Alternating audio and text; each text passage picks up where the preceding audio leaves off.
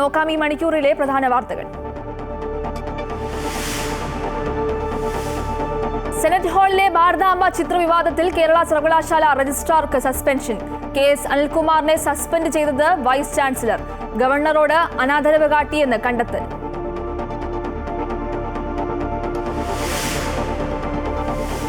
Janaki versus state of Kerala cinema കാണാൻ ഹൈക്കോടതി. ശനിയാഴ്ച ചിത്രം കണ്ടതിനു ശേഷം കേസ് പരിഗണിക്കും. നടപടി നിർമ്മാതാക്കൾ നൽകിയ ഹർജിയിൽ. കോടതിയുടെ നീക്കത്തിൽ പ്രതീക്ഷയെന്ന് അണിയറ പ്രവർത്തകർ.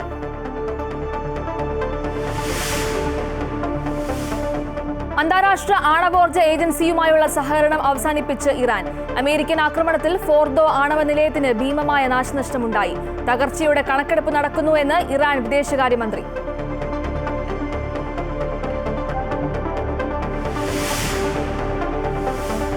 മുഖ്യമന്ത്രിക്ക് പിന്നാലെ ഡോക്ടർ ഹാരിസ് ചിറക്കലിനെ തള്ളി CPM-ഉം മന്ത്രിമാരും. പ്രതിപക്ഷത്തിന് ആയുധം നൽകുന്ന പരാമർശമെന്ന് MP ഗോവിന്ദൻ. ഡോക്ടറെ പിന്തുണച്ച് CPI. മുഖ്യമന്ത്രിക്കും മന്ത്രിമാർക്കും ഭീഷണിയുടെ സ്വരമെന്ന് VD സതീശൻ. ഗത്യന്തരമില്ലാതായപ്പോൾ നടത്തിയ പ്രൊഫഷണൽ സൂയിസൈഡ് ആണെന്ന് വെളിപ്പെടുത്തി ഡോക്ടർ ഹാരിസ് ചിറക്കൽ.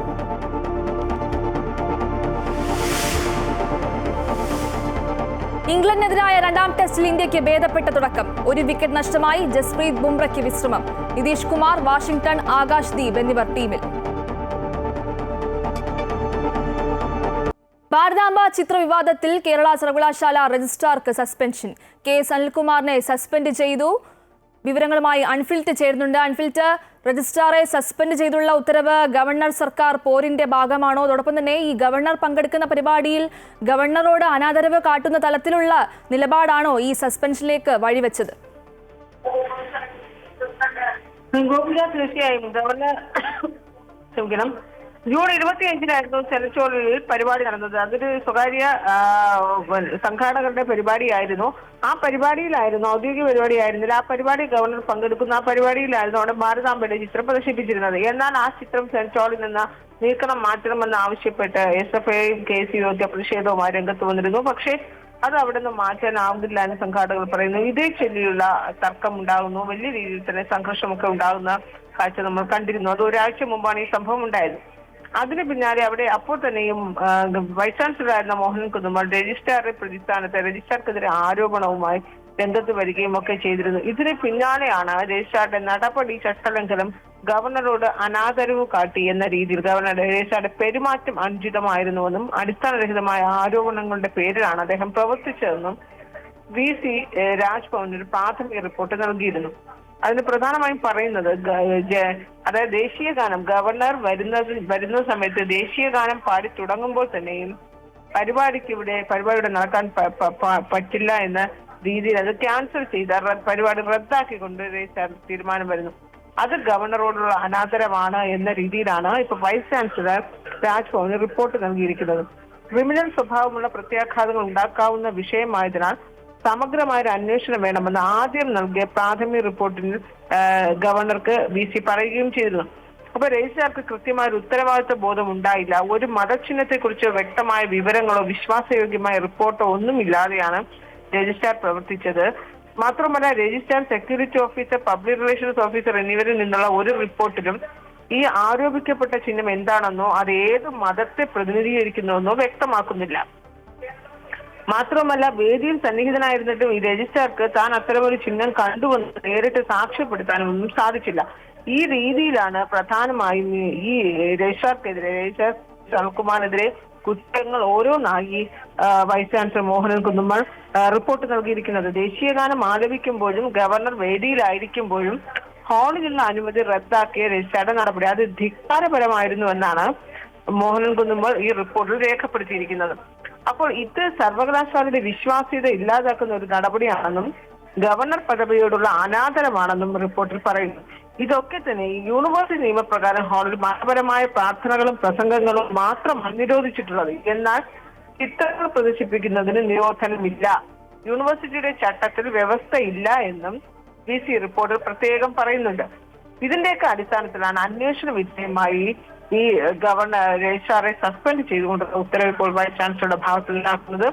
പകരം ചുമതല സീനിയർ ജോയിന്റ് രജിസ്ട്രാർ P ഹരികുമാറിന് നൽകിയിട്ടുമുണ്ട്. അങ്ങനെയാണ് ആ ഉത്തരവിൽ പകരം ചുമതല ആർക്കാണ് എന്നതുകൂടി വ്യക്തമാക്കിയാണ് ഇപ്പോൾ ഈ ഉത്തരവിറങ്ങിയിരിക്കുന്നത്. എന്തായാലും ഒരു കാര്യം വ്യക്തമാണ്, സർക്കാർ ഗവർണർ പോരിപ്പോൾ മറ്റൊരു തലത്തിലേക്ക് കടന്നിരിക്കുന്നു. അതിനപ്പുറത്തേക്ക് ആ പോര് അനുദിനം മൂർച്ഛിച്ചുകൊണ്ടേയിരിക്കുന്നു എന്ന് തന്നെയാണ് ഓരോ ദിവസവും പുറത്തു വരുന്ന സംഭവ വികാസങ്ങളിൽ നിന്ന് വ്യക്തമാകുന്നത്. ഈ സെനറ്റ് ഹാളിൽ പരിപാടി സംഘടിക്കുമ്പോൾ അതിനെതിരെ അവിടെ ഉണ്ടായിരുന്ന നടപടിയിൽ ഗവർണർ അസ്വസ്ഥനായിരുന്നു. ഗവർണർ തന്നെയാണ് ഇതിനൊരു വിശദീകരണം നേടാനായി വൈസ് ചാൻസലറോട് ആവശ്യപ്പെട്ടത്. അതനുസരിച്ചാണ് വൈസ് ചാൻസലർ പ്രാഥമികമായ ഒരു റിപ്പോർട്ട് നൽകുന്ന രജിസ്ട്രാറെ കുറ്റപ്പെടുത്തി. അതിനുശേഷം വിശദമായി എന്തൊക്കെ കുറ്റങ്ങളാണോ രജിസ്ട്രാറുടെ ഭാഗത്തുണ്ടായത് ഇതൊക്കെ അക്കമിട്ട് നിരത്തി ഒരു അന്വേഷണ റിപ്പോർട്ട് രാജ്ഭവന് നൽകുന്നു. ഇതിനുശേഷം ഒടുവിലാണ് ചാൻസലറെ അനാദരവ് ചാൻസലറോട് കാട്ടി എന്ന കുറ്റം ഉയർത്തിക്കാട്ടിയാണ് വൈസ് ചാൻസലർ മോഹൻ കുന്നമ്മൽ രജിസ്ട്രാറെ സസ്പെൻഡ് ചെയ്തിരിക്കുന്നത്. ഇവിടെ ഈ ഒരു നിലപാടുണ്ടായപ്പോൾ കേരള സർവകലാശാല വൈസ് ചാൻസലറായിരിക്കുന്ന മോഹൻ കുന്നമ്മൽ രാജ്ഭവന്റെ നിലപാടിനൊപ്പം നിൽക്കുകയും രജിസ്ട്രാർ KS അനിൽകുമാർ ആകട്ടെ സർക്കാരിന്റെ നിലപാടിനൊപ്പം നിലകൊള്ളുന്ന ഒരു കാഴ്ചയാണ് ഉണ്ടായത്. അതിന്റെ ഭാഗമായി ഇപ്പോൾ സർക്കാരും രാജ്ഭവനും തന്നെ അല്ലെങ്കിൽ സർക്കാരും ഗവർണറും തമ്മിലുള്ള സർക്കാർ ഒരർത്ഥത്തിൽ രജിസ്ട്രാർ ഇരയാകുന്ന ഒരു കാഴ്ച കൂടി നമ്മൾ കാണുകയാണ്. എന്തായാലും ഈ നടപടി ഉണ്ടായ ഉടൻ തന്നെ രജിസ്ട്രാറുടെ പ്രതികരണത്തിനായി മാധ്യമങ്ങൾ ആരാഞ്ഞു. പക്ഷെ ഒരു വ്യക്തമായി പ്രതികരിക്കാൻ തയ്യാറായില്ലെങ്കിലും താൻ നിയമ പോരാട്ടം തുടരും, തന്റെ ഭാഗത്ത് നിന്ന് അനാദരവ് കാട്ടുന്ന ഒരു നടപടി ഉണ്ടായില്ല എന്ന് രജിസ്ട്രാർ പ്രതികരിച്ചിരിക്കുകയാണ്. മാത്രവുമല്ല ഇതിനെതിരെ താൻ നിയമ പോരാട്ടം നടത്തും എന്നുകൂടി അദ്ദേഹം വ്യക്തമാക്കിയിരിക്കുകയാണ്. എന്തായാലും ഈ വിഷയം വലിയ രീതിയിൽ തന്നെ ഏറ്റെടുത്തിട്ടുണ്ട്. SFI ഒരു 7 മണിയോടുകൂടി രജിസ്ട്രാറെ സസ്പെൻഡ് ചെയ്ത നടപടിയിൽ പ്രതിഷേധിച്ചുകൊണ്ട് രാജ്ഭവനിലേക്ക് പ്രതിഷേധ മാർച്ചും സംഘടിപ്പിച്ചിട്ടുണ്ട്. അത് വലിയ രീതിയിൽ സംഘർഷം ഉണ്ടാകാനുള്ള ശരി അൺഫിൽറ്റർ, ഇപ്പോൾ സിൻഡിക്കേറ്റ് അംഗങ്ങൾ മാധ്യമങ്ങളോട് പ്രതികരിക്കുന്നു. നിയമപരമല്ലാത്തൊരു സസ്പെൻഷൻ നടത്തിയാലും അത് അംഗീകരിക്കാൻ കഴിയില്ല. അതുകൊണ്ടാണ് പറഞ്ഞത് രജിസ്ട്രാറായി തന്നെ നാളെ KS അനിൽകുമാർ തുടരും. കാരണം ഈ ഉത്തരവിന് നിയമപരമായി ഒരു വിലയും ഇല്ല സർവകലാശാലയെ സംബന്ധിച്ച്. അതല്ല ഞാൻ പറഞ്ഞ നടപടികൾ സ്വീകരിക്കാൻ അധികാരമില്ലല്ലോ. ഇല്ല, അതാ പറഞ്ഞ 1030 ഉപയോഗിക്കാൻ പുള്ളിക്ക്. അവശ്യ പ്രവർത്തനങ്ങൾ നടത്തുന്നതിന് സർവകലാശാല VCക്ക് നൽകിയിട്ടുള്ള പ്രത്യേക അധികാരമാണത്. അതുപയോഗിച്ച് പരിശോധനകൾ ഏറെ നടത്തേണ്ട ഒരു വിഷയത്തിൽ തീരുമാനമെടുക്കാൻ അദ്ദേഹത്തിന് അധികാരമില്ല. അധികാരമില്ലാത്ത ഒരു കാര്യം ചെയ്താൽ അതിനെ ചോദ്യം ചെയ്യുക എന്നുള്ളതേ ചെയ്യാൻ കഴിയൂ. അതുകൊണ്ട് ആക്ടും സ്റ്റാറ്റ്യൂട്ടും ഈ സർവകലാശാലയിൽ പാലിക്കപ്പെടണം എന്നുള്ളതാണ് സിൻഡിക്കേറ്റിന്റെ നിലപാട്. അതുകൊണ്ടാണ് രജിസ്ട്രാർ വീണ്ടും ആ പദവിയിൽ തുടരണമെന്ന് ഞങ്ങൾ ആഗ്രഹിക്കുന്നത്. ഇനി 1030 വെച്ചിട്ട് മറ്റേതെങ്കിലും ഒരു കാര്യം തീരുമാനിച്ചാലും സിൻഡിക്കേറ്റിന് അത് അംഗീകരിക്കണമെന്നില്ല, തള്ളിക്കളയാം. അതും ആക്ടും സ്റ്റാറ്റ്യൂട്ടും പറയുന്നുണ്ട്. 1030 അംഗീകരിക്കണമോ വേണ്ടയോ എന്ന് കൂടി സിൻഡിക്കേറ്റാണ് തീരുമാനിക്കുന്നത്. ഭാരതാംബ വിഷയത്തിൽ സർക്കാരിന്റെ നിലപാടിനനുസരിച്ചാണ് രജിസ്ട്രാറുടെ നിലപാട്. അല്ല, ഇവിടെ ഇപ്പോ ഭാരതാംബ വിഷയമോ മറ്റു വിഷയമോ അല്ല. രജിസ്ട്രാർക്കെതിരെ ഏതെങ്കിലും തരത്തിലുള്ള പരാതികൾ ഉണ്ടായാൽ ആ പരാതികൾ ചർച്ച ചെയ്യാൻ ഒരു ജനാധിപത്യ വേദി കേരള സർവകലാശാലയിൽ ഉണ്ടല്ലോ. ആ ജനാധിപത്യ വേദിയിൽ ചർച്ച ചെയ്ത് ഉചിതമായ തീരുമാനമെടുക്കാമല്ലോ. എന്ത് വിഷയത്തിന്റെ പേരിലാണെങ്കിലും ഏകപക്ഷീയമായി തീരുമാനമെടുക്കുന്നത് നിയമവ്യവസ്ഥയെ വെല്ലുവിളിക്കലാണ്. അത് അംഗീകരിക്കാൻ കഴിയില്ല സർവകലാശാലയിൽ. സിൻഡിക്കേറ്റ് യോഗം വിളിക്കാൻ പരിപാടിക്ക് എത്തിയതിനു ശേഷമാണ് ഈ ലെറ്റർ അയക്കുന്നത്. അതായത് ഈ പരിപാടി അല്ല, അതെ, അതുൾപ്പെടെയുള്ള ഏത് വിഷയങ്ങളും ബഹുമാനപ്പെട്ട വൈസ് അത് ആയിക്കോട്ടെ. അല്ല, സുഹൃത്തെ, അതുൾപ്പെടെയുള്ള ഏത് വിഷയങ്ങളും അത് പറയട്ടെ, പരിപാടി ക്യാൻസൽ ചെയ്തുള്ള ഒരു ലെറ്റർ ആയിക്കോട്ടെ. അതുൾപ്പെടെയുള്ള ഏത് വിഷയങ്ങളും ചർച്ച ചെയ്ത് പരിഹരിക്കേണ്ട, സമൂഹത്തിന് മാതൃകയാകേണ്ട ഒരു വലിയ സ്ഥാപനമാണ് സർവകലാശാല. ആ ചർച്ച തന്നെ പാടില്ല എന്ന് തീരുമാനിക്കുന്ന ജനാധിപത്യ വിരുദ്ധതയെക്കുറിച്ച് ഒന്ന് ആലോചിച്ച് നോക്കൂ. ഞങ്ങൾ ആവശ്യപ്പെടുന്നത് ചർച്ച ചെയ്യണമെന്നാണ്. ചർച്ച ചെയ്യട്ടെ, സിൻഡിക്കേറ്റിൽ ചർച്ച ചെയ്യാം. എന്തും ഏത് ഉദ്യോഗസ്ഥനെതിരെയും ഏത് നടപടി സ്വീകരിക്കുന്നതിന് മുമ്പും ചർച്ച ചെയ്യണം. ആ ചർച്ച നടക്കട്ടെ. ജനാധിപത്യപരമായ ആ ചർച്ചയുടെ ഭാഗമായിട്ട് എന്ത് തീരുമാനവും കൈക്കൊള്ളാമല്ലോ. ഏകപക്ഷീയമായ ഏകാധിപത്യ പ്രവണത അംഗീകരിക്കാൻ കഴിയില്ല. സർവകലാശാലയുടെ ആക്ടും സ്റ്റാറ്റ്യൂട്ടും പാലിക്കണം എന്നുള്ളതാണ് ഞങ്ങളുടെ ആഗ്രഹം, സിൻഡിക്കേറ്റിന്റെ ആഗ്രഹം. സിൻഡിക്കേറ്റ് യോഗം വിളിക്കാൻ നിങ്ങൾ ആവശ്യപ്പെട്ടിരുന്നില്ല, അപ്പൊ അതുണ്ടാവും പ്രതീക്ഷിക്കുന്നു. അല്ല, സിൻഡിക്കേറ്റ് യോഗം വിളിച്ച് ഇത്രയും വിവാദങ്ങളിലൂടെ ഈ സർവകലാശാലയുടെ പേര് മോശപ്പെടുത്തുന്ന ഒരു നടപടിക്രമങ്ങൾ ഈ പൊതുസമൂഹത്തിൽ ഉണ്ടാകുമ്പോൾ അതിനെ സംബന്ധിച്ച് വിശദമായി സിൻഡിക്കേറ്റ് ചർച്ച ചെയ്യണം. സിൻഡിക്കേറ്റാണ് അതിനകത്ത് വ്യക്തത വരുത്തേണ്ടത്. ആ അടിസ്ഥാനത്തിലാണ് ഞാൻ കഴിഞ്ഞ ദിവസം വൈസ് ചാൻസലർക്ക് കത്ത് കൊടുത്തത് സിൻഡിക്കേറ്റ് യോഗം വിളിക്കണമെന്ന്. അദ്ദേഹം നമ്മുടെ കത്തില്ലാതെ തന്നെ സിൻഡിക്കേറ്റ് യോഗം വിളിക്കേണ്ടതാണ്, അത് വിളിച്ചില്ല. ആ സാഹചര്യത്തിലാണ് സിൻഡിക്കേറ്റ് യോഗം വിളിക്കണമെന്ന് തീരുമാനിച്ചത്. കാരണം എന്താ? സിൻഡിക്കേറ്റ് യോഗം വിളിക്കണമെന്ന് തീരുമാനിച്ചെന്താ? അദ്ദേഹം ഒരു റിപ്പോർട്ട് ഗവർണർക്ക് കൊടുത്തു എന്ന് പറയുന്നത്. അദ്ദേഹം റിപ്പോർട്ട് കൊടുക്കുമ്പം അദ്ദേഹവും കൂടി ഇതിനകത്ത് കക്ഷിയാണ്. അദ്ദേഹം കൂടെ കക്ഷിയായ ഒരു കേസിൽ പുള്ളിക്ക് എങ്ങനെ റിപ്പോർട്ട് കൊടുക്കാൻ കഴിയുക? അതായത് ഈ ഹാൾ അനുവദിച്ചതിനകത്ത് വൈസ് ചാൻസലർക്ക് ഉത്തരവാദിത്തമുണ്ട്, അദ്ദേഹത്തിന്റെ അറിവോടുകൂടിയാണ് ചെയ്തിരിക്കുന്നത്. അപ്പോൾ അങ്ങനെ ഒരു പ്രശ്നം ഉണ്ടെങ്കിൽ അതെല്ലാം ചർച്ച ചെയ്യേണ്ട സിൻഡിക്കേറ്റാണ്. അതുകൊണ്ടാണ് സിൻഡിക്കേറ്റ് വിളിക്കാത്തത്. വൈസ് ചാൻസലർക്കും ഇതിൽ വീഴ്ച വന്നിട്ടുണ്ട്. അതിന്റെ അടിസ്ഥാനത്തിലാണ് സിൻഡിക്കേറ്റ് വിളിക്കാതെ മറഞ്ഞു നിന്ന് കള്ള റിപ്പോർട്ടുണ്ടാക്കി മറ്റാരുടെയൊക്കെ അജണ്ട ഈ സർവകലാശാലയിൽ നടപ്പിലാക്കാൻ ശ്രമിക്കുന്നത്. അതാണ് ഞാൻ പറഞ്ഞത്, ആ അജണ്ട കേരള സർവകലാശാലയിൽ വില പോവില്ല. കേരള സർവകലാശാല മഹത്തായ മതനിരപേക്ഷ പാരമ്പര്യം ഉയർത്തിപ്പിടിച്ച ഒരു ഉന്നത വിദ്യാഭ്യാസ സ്ഥാപനമാണ്.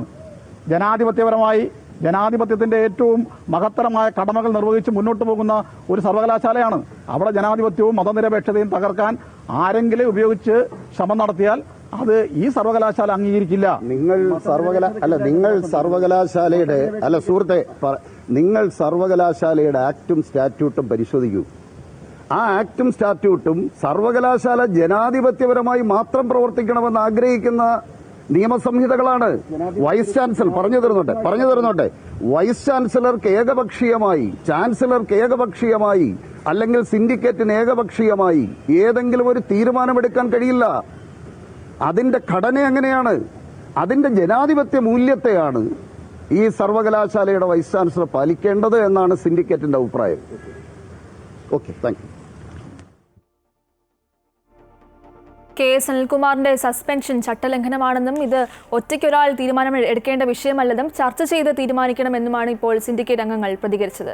മറ്റു വാർത്തകൾ നോക്കാം. Janaki versus state of Kerala cinema കാണാൻ ഹൈക്കോടതി. ശനിയാഴ്ച ചിത്രം കണ്ടതിന് ശേഷം കേസ് പരിഗണിക്കും. നിർമ്മാതാക്കൾ നൽകിയ ഹർജിയിലാണ് കോടതിയുടെ നടപടി. പാലാരിവട്ടത്തെ ലാൽ മീഡിയയിൽ സിനിമ പ്രദർശിപ്പിക്കും. സിനിമയ്ക്ക് ജാനകി എന്ന പേര് മാറ്റണമെന്ന സെൻസർ ബോർഡിന്റെ പിടിവാശിക്കെതിരെ ഹൈക്കോടതി രൂക്ഷ വിമർശനം ഉയർത്തുന്നതിനെതിരെയാണ് കോടതി ഈ സിനിമ ഒന്ന് കാണണം എന്ന ആവശ്യം ഇന്ന് ഉന്നയിച്ചത്. സെൻസർ ബോർഡ് വെട്ടിയ സിനിമയുടെ പേര് ഏതെങ്കിലും രീതിയിൽ പ്രശ്നം ഉണ്ടാക്കുന്നുണ്ടോ എന്ന് പരിശോധിക്കുവാനാണ് ശനിയാഴ്ച സിനിമ കാണാമെന്ന് കേസ് പരിഗണിക്കുന്ന ഹൈക്കോടതി ജഡ്ജി N നഗരേഷ് അറിയിച്ചത്. സിനിമ കാണണം എന്ന കഴിഞ്ഞ ഹിയറിംഗിലെ ആവശ്യം ജഡ്ജി തള്ളിയിരുന്നു. സിനിമ കാണേണ്ട ആവശ്യമില്ല, ജാനകി എന്ന പേര് എന്താണ് പ്രശ്നം എന്നാണ് കോടതി അന്ന് ചോദിച്ചിരുന്നത്. എങ്കിലും ഈ സിനിമയിൽ ജാനകി എന്ന പേര് ഏതെങ്കിലും മതസ്പർദ്ധ ഉണ്ടാക്കുന്നുണ്ടോ എന്നറിയാൻ സിനിമ തന്നെ നേരിട്ട് കാണണം എന്ന ആവശ്യമാണ് ഹർജിക്കാർ ഉന്നയിച്ചത്. അതുകൊണ്ട് തന്നെ ഹൈക്കോടതി സിനിമ കാണാമെന്ന് സമ്മതിച്ചു. സെൻസർ ബോർഡിന് വേണ്ടി ഹാജരായ അഡ്വക്കേറ്റ് അഭിനവ് ചന്ദ്രചൂഡ് സിനിമ മുംബൈയിൽ വെച്ച് കാണണം എന്ന ആഗ്രഹമുണ്ടെന്ന് അറിയിച്ചു. എന്നാൽ കൊച്ചിയിൽ വന്ന് സിനിമ കാണണമെന്ന് കോടതി മറുപടി നൽകി. സിനിമ സ്റ്റുഡിയോയിൽ കാണാൻ സൗകര്യമൊരുക്കാമെന്ന് നിർമ്മാതാക്കളും കോടതി അറിയിച്ചു. പാലാരിവട്ടത്തെ ലാൽ മീഡിയയിൽ ശനിയാഴ്ച 10 മണിക്ക് സിനിമ പ്രദർശിപ്പിക്കാനാണ് തീരുമാനം. എന്തുകൊണ്ടാണ് ജാനകി എന്ന പേര് മാറ്റാൻ ആവശ്യപ്പെട്ടതെന്നും കൃത്യമായ മറുപടി വേണമെന്നും ഹൈക്കോടതി കഴിഞ്ഞ ദിവസം കേന്ദ്ര സെൻസർ ബോർഡിനോട് ആവശ്യപ്പെട്ടിരുന്നു. എന്നാൽ ഇതിനൊന്നും വ്യക്തമായ മറുപടി നൽകാൻ സെൻസർ ബോർഡിന് കഴിഞ്ഞില്ല. അതുകൊണ്ട് തന്നെയാണ് ഹർജിക്കാർ തന്നെ സിനിമ കാണണമെന്ന് ഹൈക്കോടതിയോട് വീണ്ടും ആവശ്യപ്പെട്ടത്. ശനിയാഴ്ച ഹൈക്കോടതി സിനിമ കാണും. എന്നിട്ട് ഹൈക്കോടതി ഈ ഹർജിയിൽ തീരുമാനമെടുക്കും. അമൃത ന്യൂസ്, കൊച്ചി. അമേരിക്കൻ ആക്രമണത്തിൽ ഫോർദോ ആണവ നിലയത്തിന് ഭീമമായ നാശനഷ്ടം സംഭവിച്ചെന്ന് ഇറാൻ. തകർച്ചയുടെ കണക്കെടുപ്പ് നടക്കുന്നു എന്ന് ഇറാൻ വിദേശകാര്യമന്ത്രി അറിയിച്ചു. അന്താരാഷ്ട്ര ആണവോർജ ഏജൻസിയുമായി സഹകരണം അവസാനിപ്പിക്കുന്നുവെന്ന് ഇറാൻ പ്രസിഡന്റ് വ്യക്തമാക്കി. ഇറാന്റെ ആണവ നിലയങ്ങൾക്ക് നേരെ നടന്ന ആക്രമണങ്ങളിൽ അന്താരാഷ്ട്ര സമിതി അപലപിക്കുകയും നടപടിയെടുക്കുകയും ചെയ്തില്ലെന്ന് ആരോപിച്ചാണ് നടപടി. ഇതനുസരിച്ച് ഇറാന്റെ ആണവ നിലയങ്ങളിൽ പരിശോധനയ്ക്ക് അന്താരാഷ്ട്ര ആണവോർജ ഏജൻസിക്ക് അനുമതി വേണ്ടിവരും. ഇറാന്റെ ആണവ പദ്ധതി എങ്ങനെ മുന്നോട്ട് പോകുമെന്ന വിവരം പുറം ലോകത്തിന് ലഭിക്കുന്നത് ഈ ഒരു ഏജൻസിയുടെ പരിശോധനയിലൂടെയായിരുന്നു. ഇറാനെ അനുനയിപ്പിക്കാൻ ചർച്ചകൾ നടക്കുകയാണ്.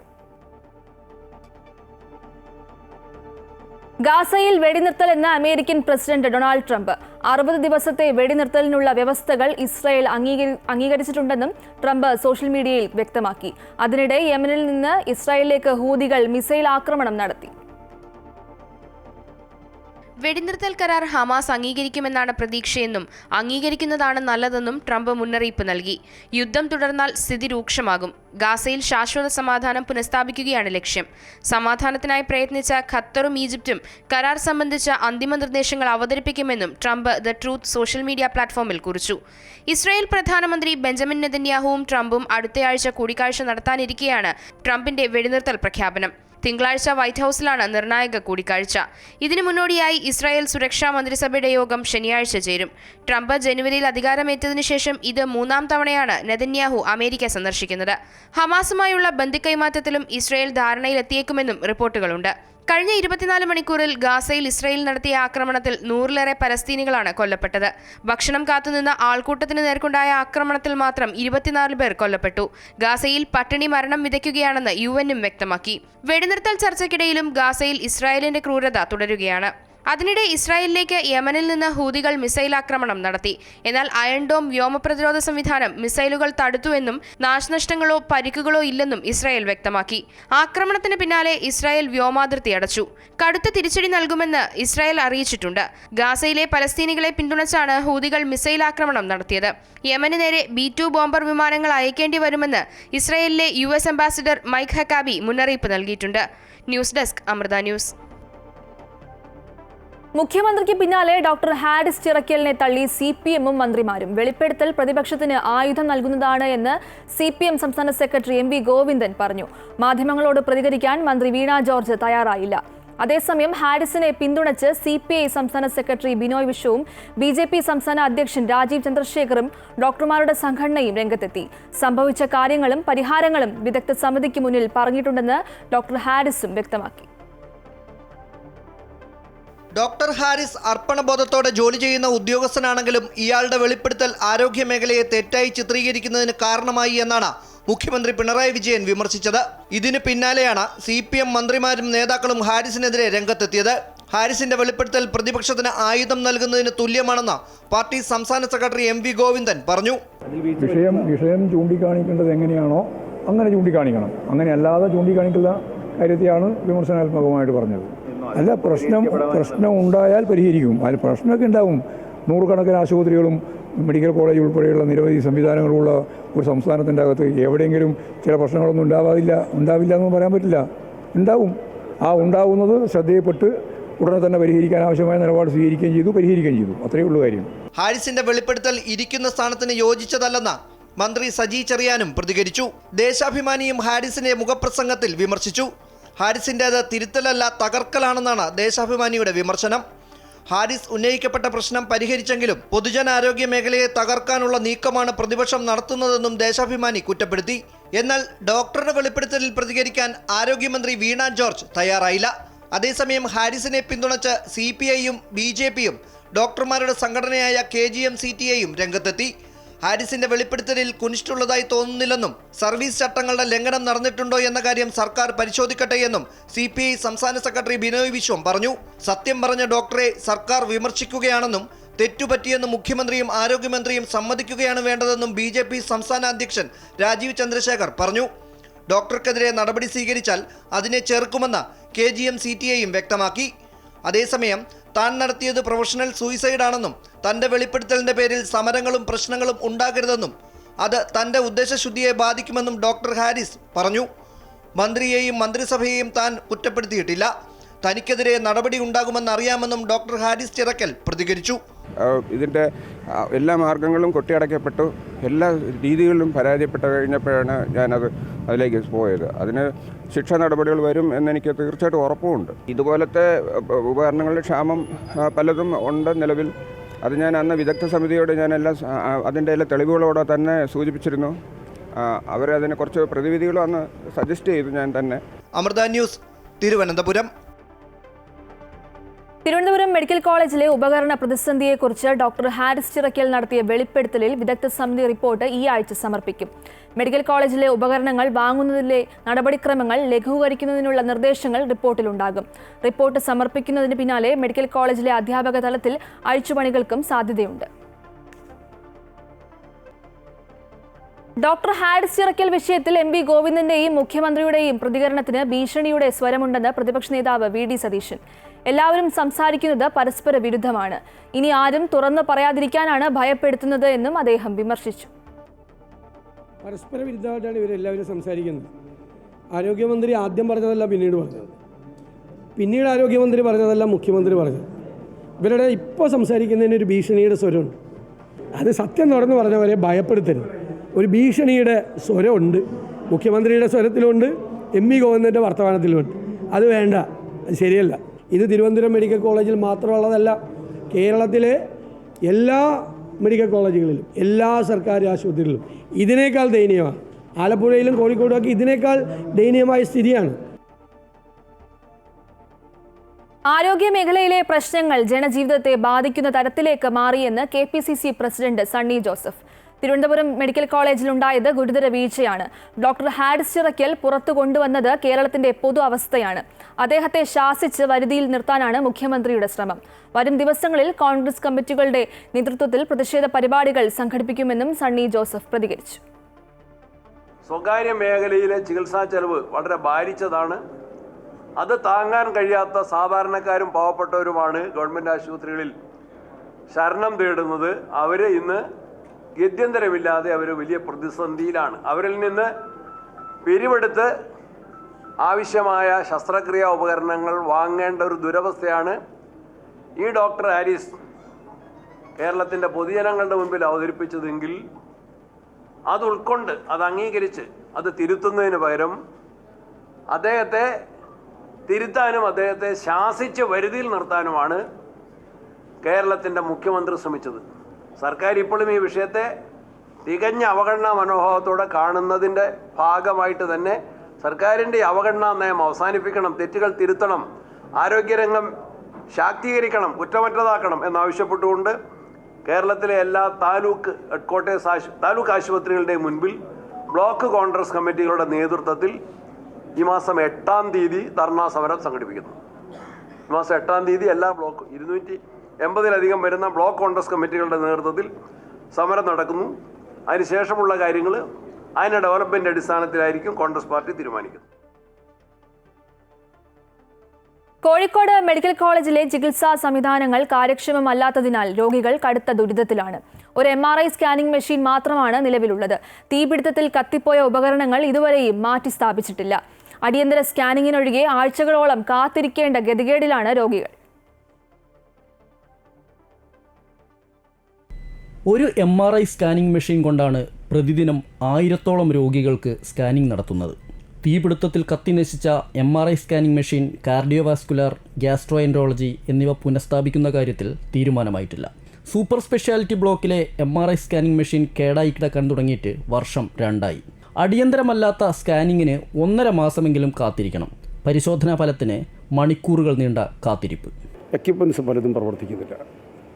ഇപ്പോൾ കാർഡിയോവാസ്കുലർ സർജറിൻ്റെ തിയേറ്റർ, ആ തിയേറ്ററിൽ ഒന്ന് ഇപ്പം പഴയ ബ്ലോക്കിനകത്ത് CH സെൻറ്റർ, അതായത് ഞാൻ ജനറൽ സെക്രട്ടറി ആയിരുന്ന സന്ദർഭത്തിൽ നിർമ്മിച്ചു കൊടുത്ത് 2014 ഹാൻഡ് ഓവർ ചെയ്തതിന് ശേഷമാണ് അവിടെ സർജറിയുടെ എണ്ണം വർദ്ധിപ്പിക്കാൻ സാധിച്ചത്. അതിന് മതിയാകാത്തത് കൊണ്ടാണ് PMSSYയിലേക്ക് ബ്ലോക്കിലേക്ക് സർജറി തിയേറ്റർ മാറ്റിയത്. ആ സർജറി തിയേറ്ററിനകത്തുള്ള മുഴുവൻ ഉപകരണങ്ങളും കേടുപാട് സംഭവിച്ചിട്ടുണ്ട്. ഹൃദയ ശസ്ത്രക്രിയയ്ക്ക് കാത്തിരിക്കുന്നത് 200 പേരാണ്. വൃക്ക മാറ്റിവെക്കൽ ശസ്ത്രക്രിയയ്ക്ക് 30-ലേറെ പേർ കാത്തിരിക്കുന്നുണ്ട്. തിരുവനന്തപുരം മെഡിക്കൽ കോളേജിൽ പ്രതിദിനം 6-7 വൃക്ക മാറ്റിവെക്കൽ ശസ്ത്രക്രിയ നടക്കുമ്പോൾ കോഴിക്കോട് ഇത് 15 മുതൽ 18 വരെയാണ്. തിരുവനന്തപുരത്തേക്കാൾ രോഗാതുരമാണ് കോഴിക്കോട് മെഡിക്കൽ കോളേജ് എന്ന കാര്യത്തിൽ തർക്കമില്ല. കോഴിക്കോട് മെഡിക്കൽ കോളേജിൽ കത്തിപ്പോയവയ്ക്ക് പകരമായി പുതിയ ഉപകരണങ്ങൾ സ്ഥാപിക്കാൻ പോലും ഇതുവരെയും നടപടിയുണ്ടായിട്ടില്ല. അടിസ്ഥാന സൗകര്യങ്ങളുടെ അപര്യാപ്തത മുഴച്ചു നിൽക്കുമ്പോഴും ആരോഗ്യവകുപ്പ് നിഷ്ക്രിയത്വം തുടരുകയാണ്.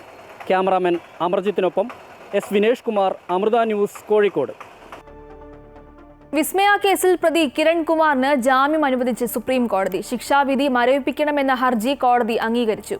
ഹൈക്കോടതി അപ്പീലിൽ തീരുമാനം വരുന്നതുവരെ ശിക്ഷാവിധി മരവിപ്പിക്കണമെന്നായിരുന്നു ഹർജിയിലെ ആവശ്യം.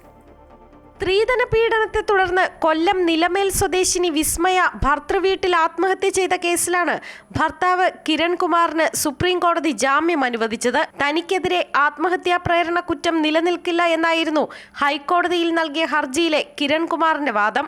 തനിക്കെതിരെ തെളിവില്ലെന്നും മാധ്യമ വിചാരണയുടെ ഇരയാണ് താനെന്നും കിരൺകുമാർ വാദിച്ചു.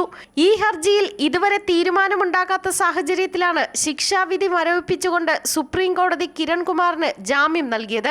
2021 ജൂൺ 21 കൊല്ലം പോരുവഴിയിലെ ഭർത്തൃവീട്ടിൽ വിസ്മയയെ മരിച്ച നിലയിൽ കണ്ടെത്തിയത്. സ്ത്രീധനമായി നൽകിയ കാറിൽ തൃപ്തനല്ലായിരുന്നുവെന്നും വാഗ്ദാനം ചെയ്ത സ്വർണം ലഭിക്കാതിരുന്നതുമാണ് കിരൺകുമാറിനെ പ്രകോപിതനാക്കിയത്. വിസ്മയെ ഇതിന്റെ പേരിൽ ശാരീരികവും മാനസികവുമായി പീഡിപ്പിച്ചുവെന്നാണ് കേസ്. 4 മാസം നീണ്ട വിചാരണയ്ക്കൊടുവിലാണ് കൊല്ലം ജില്ലാ സെഷൻസ് കോടതി കിരൺകുമാർ കുറ്റക്കാരനെന്ന് കണ്ടെത്തി 10 വർഷം തടവും 12 ലക്ഷം രൂപ പിഴയും ശിക്ഷയായി വിധിച്ചത്. ഇതിനെതിരെയാണ് കിരൺകുമാർ ഹൈക്കോടതിയിൽ അപ്പീൽ നൽകിയത്. ഹർജിയിൽ തീരുമാനം വൈകുന്ന സാഹചര്യത്തിലാണ് തന്റെ ശിക്ഷ മരവിപ്പിച്ച് ശിക്ഷ റദ്ദാക്കണമെന്ന ആവശ്യം കിരൺകുമാർ സുപ്രീം കോടതിയിൽ ഉന്നയിച്ചത്. കേസിൽ പരോളിലാണ് നിലവിൽ Kirankumar. News desk Amrita TV. മാവോവാദി നേതാവ് രൂപേഷിന്റെ ജയിൽ മോചനം തടയാൻ കള്ളക്കേസ് ചുമത്തിയതായി ഭാര്യ ഷൈന. കേന്ദ്ര സർക്കാരിന്റെ ഗൂഢാലോചനയുടെ ഭാഗമാണ് കർണാടക സർക്കാർ പുതിയ കേസ് എടുത്തത് എന്നാണ് ആരോപണം. ജയിൽ മോചിതനാകാൻ സാഹചര്യങ്ങൾ രൂപപ്പെട്ടു വന്നപ്പോഴാണ് കർണാടക ബെൽത്തങ്ങാലി പോലീസ് സ്റ്റേഷനിൽ രജിസ്റ്റർ ചെയ്ത കേസിൽ രൂപേഷിനെ പ്രതിയാക്കിയതെന്നും ജസ്റ്റിസ് ഫോർ പ്രിസണേഴ്സ് എന്ന സംഘടന ആരോപിച്ചു. 2015 കോയമ്പത്തൂരിൽ നിന്നും അറസ്റ്റിലായ രൂപേഷ് 10 വർഷമായി ജയിലിൽ തുടരുകയാണ്. തമിഴ്നാട്ടിൽ 16 കേരളത്തിൽ 26 കർണാടകയിൽ 1 കേസും രൂപേഷിനെതിരെ ചുമത്തിയിരുന്നു. കേരളത്തിലെ 3 കേസുകളിൽ വിചാരണ പൂർത്തിയായി. തമിഴ്നാട്ടിലെ കേസുകളിൽ വിചാരണ പൂർത്തിയായിട്ടില്ല. കർണാടക മടിക്കേരിയിൽ ഫയൽ ചെയ്ത കേസിൽ രൂപേഷിനെ കുറ്റവിമുക്തനാക്കിയിട്ടുണ്ട്. 10 വർഷമായി ജയിലിൽ കഴിയുന്ന രൂപേഷിന്റെ മോചനത്തിനുള്ള സാഹചര്യങ്ങൾ ഒരുങ്ങിയപ്പോഴാണ് പുതിയ കേസെന്നാണ് ആരോപണം. രൂപേഷ് പുറത്തിറങ്ങാനുള്ള എല്ലാ സാഹചര്യങ്ങളും ഇപ്പോൾ റെഡിയായിരുന്നു.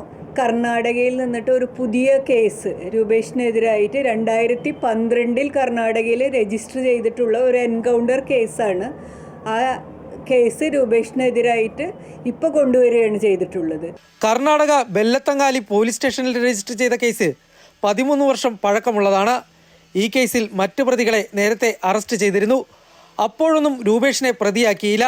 കേരള, തമിഴ്നാട്, കർണാടക സംസ്ഥാനങ്ങളിലെ ഇന്റലിജൻസ് വിഭാഗത്തിന്റെ ഗൂഢാലോചനയുടെ ഭാഗമാണ് പുതിയ കേസെന്നും രൂപേഷിന്റെ ഭാര്യ അഡ്വക്കേറ്റ് ഷൈന ആരോപിച്ചു.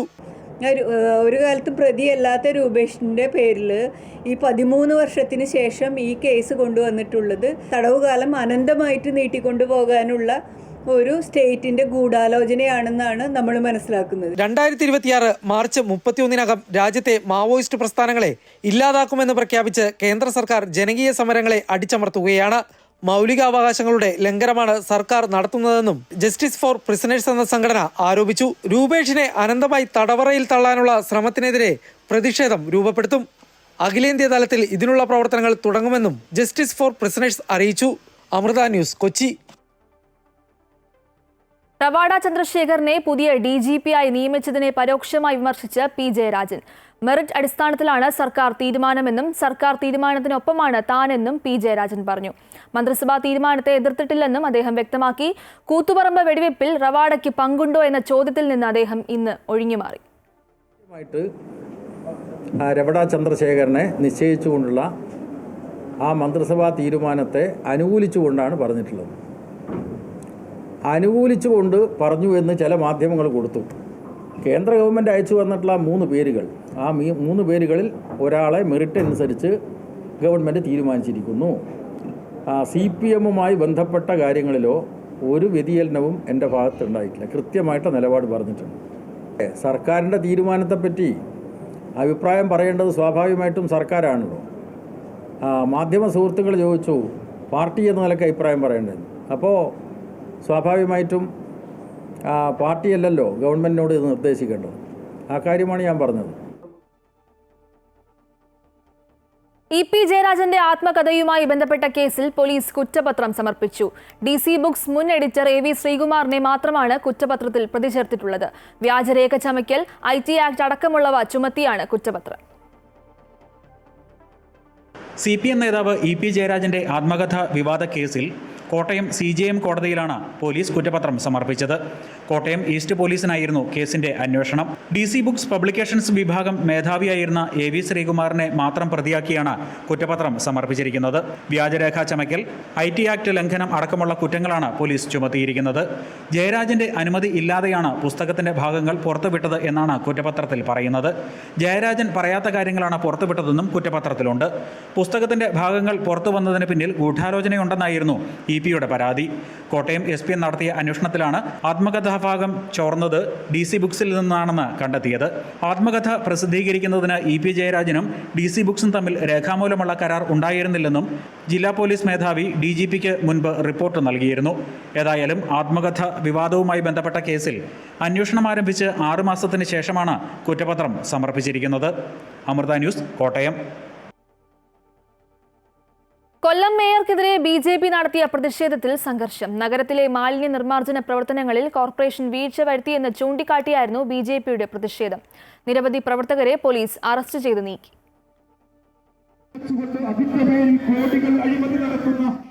നഗരത്തിൽ മാലിന്യ കൂമ്പാരങ്ങൾ പെരുകിയിട്ടും കോർപ്പറേഷൻ നടപടിയെടുക്കാത്തതിനെ തുടർന്നായിരുന്നു BJP-യുടെ പ്രതിഷേധം. മേയർക്ക് സമർപ്പിക്കാൻ മാലിന്യം നിറച്ച ചാക്കുകളുമായി BJP പ്രവർത്തകർ കോർപ്പറേഷനിലേക്ക് മാർച്ച് നടത്തി. ബാരിക്കേഡ് ഉപയോഗിച്ച് പോലീസ് പ്രതിഷേധ മാർച്ച് തടഞ്ഞു. ചില പ്രവർത്തകർ ബാരിക്കേഡ് ചാടിക്കടന്ന് കോർപ്പറേഷനു മുന്നിലേക്ക് പ്രതിഷേധവുമായി കടന്നു. കോർപ്പറേഷൻ ഓഫീസിനുള്ളിലേക്ക് പ്രവർത്തകർ മാലിന്യം വലിച്ചെറിഞ്ഞു. തുടർന്ന് നടന്ന പ്രതിഷേധ യോഗം BJP നേതാവ് VV രാജേഷ് ഉദ്ഘാടനം ചെയ്തു. റോഡിൽ കുത്തിയിരുന്ന BJP പ്രവർത്തകരെ പോലീസ് അറസ്റ്റ് ചെയ്ത് നീക്കി. കോർപ്പറേഷൻ ഭരണസമിതി ഇനിയും ഈ സമീപനം തുടർന്നാൽ സമരം ശക്തമാക്കാനാണ് BJP-യുടെ തീരുമാനം. BJP കൊല്ലം വെസ്റ്റ് ജില്ലാ പ്രസിഡന്റ് S പ്രശാന്ത്, ജില്ലാ general secretary VS Jithin Dev, ജില്ലാ സെക്രട്ടറി ശൈലജ തുടങ്ങിയവർ നേതൃത്വം നൽകി. അമൃത ന്യൂസ്, കൊല്ലം. ആയിരങ്ങളെ ആകർഷിച്ച് കാസർഗോഡ് തൃക്കരിപ്പൂരിൽ കുടുംബശ്രീയുടെ ചക്ക ഫെസ്റ്റ്. ചക്ക കൊണ്ടുള്ള ബിരിയാണിയും പായസവും കഴിച്ചായിരുന്നു മേളയ്ക്കെത്തിയവരുടെ മടക്കം. ചക്ക കൊണ്ടുള്ള വിവിധതരം പായസങ്ങൾ, ചക്ക ബിരിയാണി, ചിപ്സ്, ഉണ്ണിയപ്പം, ചക്ക ബജി, ഹൽവ, ചക്കക്കുരു കൊണ്ടുള്ള ലഡു, ഐസ്ക്രീം, പപ്പടം തുടങ്ങി 40ഓളം ഇനങ്ങളാണ് തൃക്കരിപ്പൂരിൽ നടന്ന ചക്ക ഫെസ്റ്റിൽ തയ്യാറാക്കിയത്. കുടുംബശ്രീ CDS പ്രവർത്തകർക്ക് നിയന്ത്രിക്കാൻ കഴിയാത്ത വിധത്തിലായിരുന്നു ചക്കമേളയിലെ തിരക്ക്. മണിക്കൂറുകൾക്കകം ചക്ക ഫെസ്റ്റിലെ വിഭവങ്ങൾ തീരുകയും ചെയ്തു. ചക്കയുടെ പ്രാധാന്യവും വിപണന സാധ്യതയും പൊതുജനങ്ങളിൽ എത്തിക്കുക എന്ന ലക്ഷ്യത്തോടെയായിരുന്നു ഫെസ്റ്റ് ഒരുക്കിയത്. നമ്മുടെ നാടൻ പ്രദേശങ്ങളിൽ ഇപ്പോഴും ചക്ക അത് വേണ്ട രീതിയിൽ അതിന്റെ ഗൗരവം മനസ്സിലാക്കാതെ അത് പല ചക്കയുടെ പ്ലാവിന്റെ കീഴിൽ നമുക്ക് യഥാർത്ഥത്തിൽ ചക്ക വീണ്ടെടുത്തതായി കാണാം.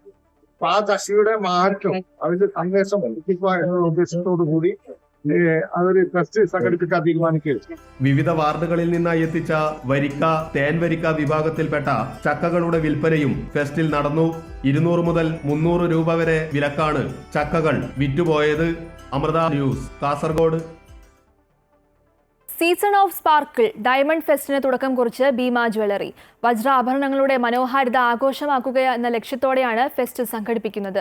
ഡയമണ്ട് ക്യാരറ്റ് വാല്യൂവിന് 30% വരെ കിഴിവ്, അൺകട്ട് ഡയമണ്ട് ആഭരണങ്ങൾക്ക് 30% കിഴിവ്, സോളിറ്റയേഴ്സിന് ഓരോ ക്യാരറ്റിനും 10% വരെ കിഴിവ് എന്നീ ഓഫറുകൾ ലഭ്യമാണ്. കൂടാതെ 1 ലക്ഷത്തിനും അതിന് മുകളിലും വരുന്ന സ്വർണ്ണാഭരണം വാങ്ങുമ്പോൾ ക്യാരറ്റ് വാല്യൂവിന് 2500 രൂപ മൂല്യമുള്ള എക്സ്ക്ലൂസീവ് ഡയമണ്ട് കൂപ്പൺ സ്വന്തമാക്കാം.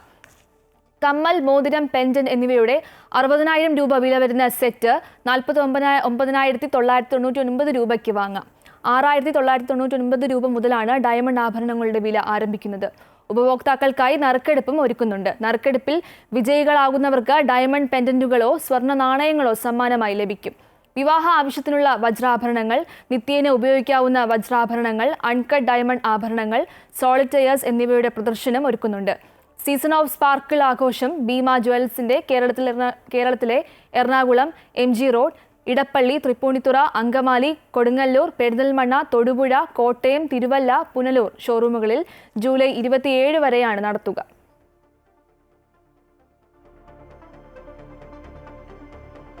തൃശൂരിൽ കൈക്കൂലി വാങ്ങുന്നതിനിടെ പോലീസുകാരൻ പിടിയിൽ. 2000 രൂപ കൈക്കൂലി വാങ്ങുന്നതിനിടെ ഒലൂർ സ്റ്റേഷനിലെ ഗ്രേഡ് CPO സജീഷാണ് വിജിലൻസിന്റെ പിടിയിലായത്.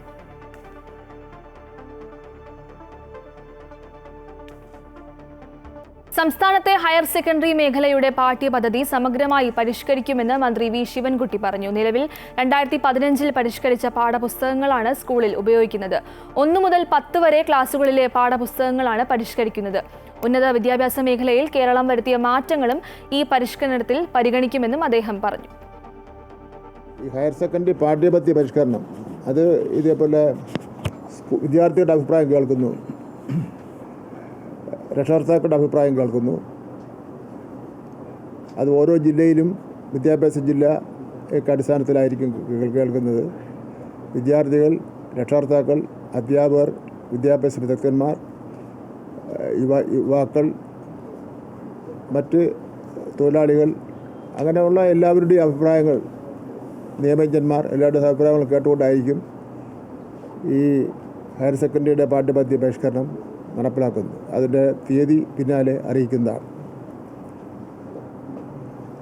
അതിൽ പങ്കെടുത്ത അഭിപ്രായങ്ങൾ പറയാതെ പാഠപുസ്തകം പുറത്തിറക്കിയ ശേഷം അഭിപ്രായം പറയുന്ന രീതിയോട് യോജിപ്പില്ല.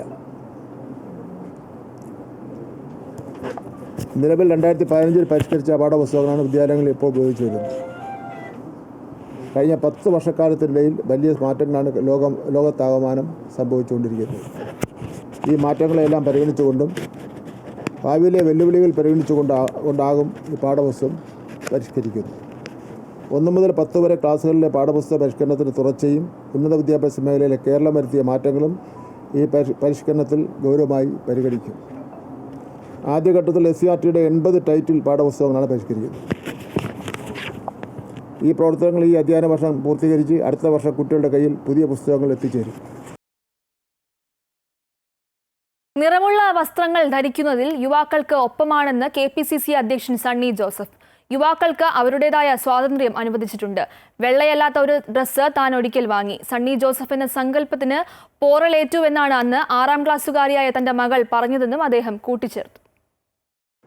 ഞാൻ വൈറ്റ് അല്ലാത്ത ഒരു ഷർട്ട് മേടിച്ചു. കുറെ കൊല്ലം മുമ്പാണ് വൈറ്റ് അല്ലാത്തൊരു ഷർട്ട് മേടിച്ചു. ഷാഫിക്കൊക്കെ ഒരു ക്ലാസ്, അത് ഒരു ക്ലാസ്സാണ്. അപ്പം ഞാൻ ഷർട്ട് തയ്പ്പിച്ചിട്ട്, അപ്പോൾ എൻ്റെ മകൾ 6ാം ക്ലാസ്സിൽ പഠിക്കുക, ഇപ്പം കോഴിക്കോട് മെഡിക്കൽ കോളേജിൽ അധ്യാപിക. അന്നേരം പറഞ്ഞു, എൻ്റെ മകൾ പറഞ്ഞു, സണ്ണി ജോസഫ് എന്ന സങ്കല്പത്തിന് പോറലേറ്റിരിക്കുന്നു. 6ാം ക്ലാസ്സിൽ പഠിക്കുന്ന എൻ്റെ മകള് സണ്ണി ജോസഫ് എന്ന സങ്കല്പത്തിന് പോറലേറ്റിരിക്കുന്നു എന്ന് പറഞ്ഞു. അപ്പോൾ എനിക്കതൊരു ലെസണാണ്. എന്നാലും ഷാഫിയെ പോലുള്ള ആളുകൾ യൂത്താണ്, ഇപ്പോഴും യൂത്താണ്. അവരൊക്കെ യൂത്തിൻ്റെതായ രൂപത്തിൽ തന്നെ കുറച്ചും കൂടി അവർക്കൊക്കെ സ്വാതന്ത്ര്യം അനുവദിച്ചിട്ടുണ്ട്. നന്നായിട്ട് തന്നെ അവർ പോകുന്നു. നല്ല വസ്ത്രധാരണമൊക്കെയാണ്. അതിനൊന്നും നമ്മൾ ഇടപെടണ്ട. ദേശീയ പഠന നേട്ട സർവേയിൽ കേരളം അഭിമാനകരമായ പ്രകടനമാണ് കാഴ്ചവെച്ചതെന്ന് പൊതുവിദ്യാഭ്യാസ മന്ത്രി വി ശിവൻകുട്ടി. കേന്ദ്ര വിദ്യാഭ്യാസ മന്ത്രാലയം നടത്തിയ സർവേയിൽ കേരളം ദേശീയ തലത്തിൽ മികച്ച പ്രകടനമാണ് കാഴ്ചവെച്ചിട്ടുള്ളത്. ഗുണമേന്മ, വിദ്യാഭ്യാസത്തിനായി നടത്തിയ പരിശ്രമങ്ങൾ പൊതുവിദ്യാഭ്യാസ മേഖലയിൽ വിപ്ലവകരമായ ചലനങ്ങളാണ് ഉണ്ടാക്കിയിട്ടുള്ളതെന്നും ദേശീയ പഠന നേട്ട സർവേ വ്യക്തമാക്കുന്നുവെന്നും അദ്ദേഹം പറഞ്ഞു. കേന്ദ്ര വിദ്യാഭ്യാസ മന്ത്രാലയം കഴിഞ്ഞ വർഷം നടത്തിയ ദേശീയ പഠന സർവേ, നാഷണൽ അച്ചീവ്മെൻറ്റ് സർവേ നാസ് ഫലങ്ങൾ പുറത്തു വന്നപ്പോൾ കേരളം ദേശീയ തലത്തിൽ മികച്ച പ്രകടനമാണ് കാഴ്ചവെച്ചിരിക്കുന്നത്. ഇന്നാണിത് ഡൽഹിയിൽ പ്രസിദ്ധീകരിച്ചത്. ആ പ്രസിദ്ധീകരണ സമ്മേളനത്തിൽ പങ്കെടുക്കുന്നതിന് വേണ്ടി SCRT ഡയറക്ടർ ജയപ്രകാശും അതിൽ SSK ഡയറക്ടർ ഡോക്ടർ സുപ്രീം ഡൽഹിക്ക് പോയിരിക്കുകയാണ്. ADP ഷിവുവും പോയിട്ടുണ്ട്.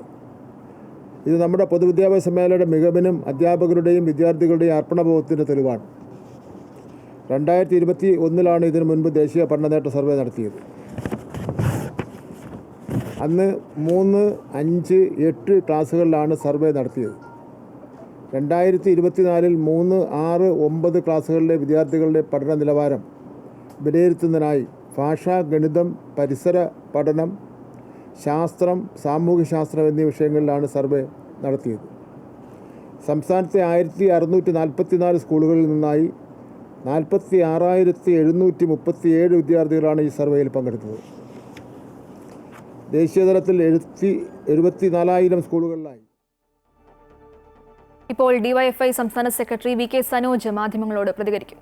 തീരുമാനമനുസരിച്ച് ആ കാര്യങ്ങളെല്ലാം നടത്തിക്കൊടുക്കുന്ന ഒരു ഏജന്റായി കേരളത്തിൻ്റെ ഗവർണർ മാറുന്നു എന്നത് ജനാധിപത്യത്തിന് ഒട്ടും ഭൂഷണമായ കാര്യമല്ല. ഇവിടെ ഇപ്പോൾ തുടർച്ചയായി ഗവർണർ കാട്ടിക്കൊണ്ടിരിക്കുന്ന അങ്ങേയറ്റം ജനാധിപത്യ വിരുദ്ധമായിട്ടുള്ള നീക്കങ്ങൾ, നമുക്കൊരിക്കലും യോജിക്കാൻ കഴിയാത്ത ചില ഇടപെടലുകൾ, അതെല്ലാം നമ്മൾ കണ്ടുകൊണ്ടിരിക്കുകയാണ്. ഇപ്പോൾ ഒടുവിൽ കേരള സർവകലാശാലയുടെ രജിസ്ട്രാറായിട്ടുള്ള അനിൽകുമാറിനെ